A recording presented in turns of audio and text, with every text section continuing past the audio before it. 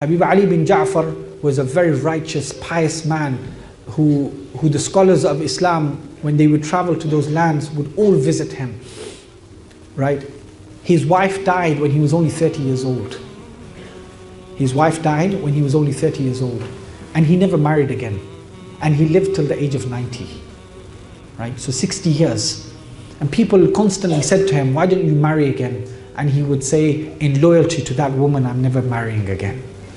And people said to him, why don't you go back to Yemen? That's where he was from. He said, I fear that if I go to Yemen and die there, and I'm buried there, this wife of mine will stand at the day of judgment and say, where's Ali gone? She will search for me and not find me.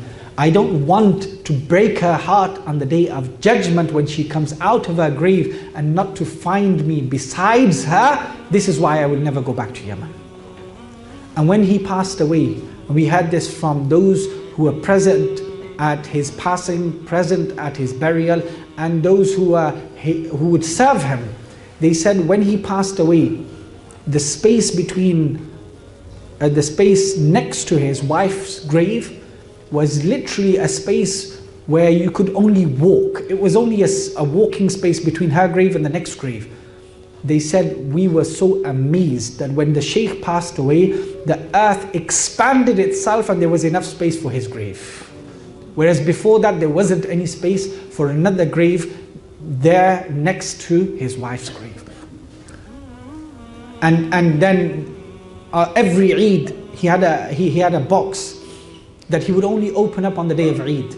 And in that box, he had a particular imama and a particular jubbah that he would only wear on the day of Eid. And people were asking, why do you wear this only on the day of Eid? He said, because this was sewn by my wife by hand, and in loyalty to her, I only bring these out on the day of Eid as celebration.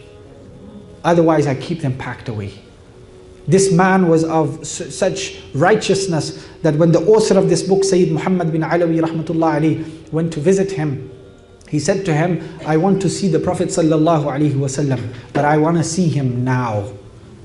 I want to see him now. The people who were there at Habib Ali ibn Ja'far's house, they said when Sayyid Muhammad left from the Shaykh's room, he left without his imama on his head and tears flowing from his eyes, and he said to us, I lived all of my life in Mecca and Medina but never saw the Prophet the way I saw him in this room today.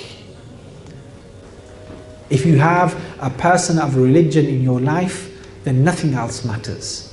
Nothing else matters. What matters is somebody who will respect you, whether male or female, whether husband or wife, somebody who will honor you, somebody who will take care of you, somebody who will look after you, somebody who not only thinks about your affairs in this world, but thinks about the affairs